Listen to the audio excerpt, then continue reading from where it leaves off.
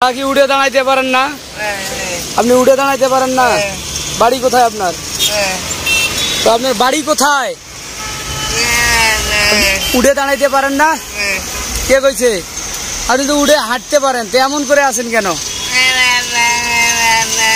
শোনেন, আপনি তো উঠে দাঁড়াইতে পারেন, তাহলে আপনি এমন করে অভিনয় করে মানুষের কাছে টাকা নিতে চাইতেছেন কেন? না, এভাবে তো আসলে এটা ঠিক না চাচা। না, আপনি তো উঠে দাঁড়াইতে পারেন, তো এইভাবে অভিনয় করে মানুষের কাছে থেকে টাকা নেওয়ার দরকার কি চাচা?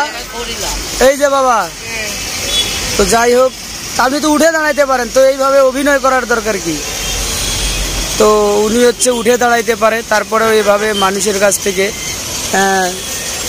দেখতেই পাচ্ছেন যে রাস্তায় এভাবে অভিনয় করে আসলে মানুষের কাছ থেকে টাকা নিচ্ছে। এটা কিন্তু আসলেই ঠিক না।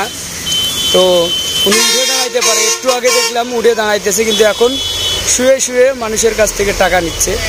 এটা আসলে আমাদের সমাজের জন্য অনেক বড় ক্ষতিকর। এরকম অভিনয় করে যারা শুয়ে থাকে, এভাবে টাকা নেয়, তো যারা অরিজিনালি ভিক্ষুক বা অসহায় মানুষ, তারা কিন্তু ভিক্ষা পায় না। চাচা, আপনি উঠে দাঁড়াইতে পারেন না? ওঠেন, ওঠেন না কেন? উঠে দাঁড়ান, হাঁটেন না কেন? ওঠেন, হাঁটতে তো পারেন। না না, কই কি হয়েছে পায়ে? এই যে উঠে তো দাঁড়াইতে পারে, এমনি হাঁটতে পারেন না, অমনে থাকে না, হাঁটা চলা থাকবেন। এতে উনি সম্পূর্ণ হাঁটা চলা করতে পারে, হয়তোবা ওনার একটা হাত অথবা পা চলে না, তিনি তেমন দেখাইতে চাইতেছে, কিন্তু উঠে উনি দাঁড়াইতে পারে, চলাচলও করতে পারে। আপনাদেরকে দেখাইলাম তো দৃশ্যটা, উনি উঠে দাঁড়াইতে পারে। তারপরেও এভাবেই আসলে মানুষের কাছ থেকে এরা টাকা নেয়।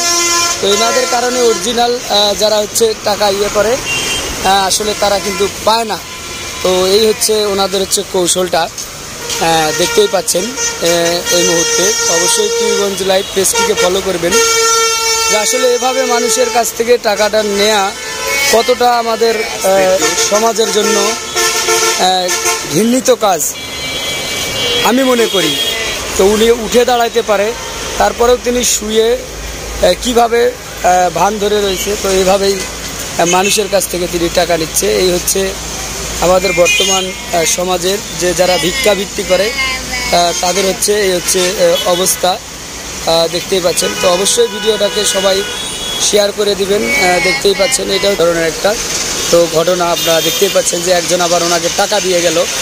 তো যাই হোক, যে যেভাবে চলুক, তার একদিন না একদিন আল্লাহর কাছে জবাবদিহিতা করতে হবে যদি তারা ফাঁকিবাজি করে। তো দেখলেন উঠে দাঁড়াইতে পারে, তারপরেও বসে শুয়ে মানুষের কাছ থেকে টাকা নিচ্ছে। অবশ্যই আপনাদের মূল্যবান মতামত কমেন্ট করবেন।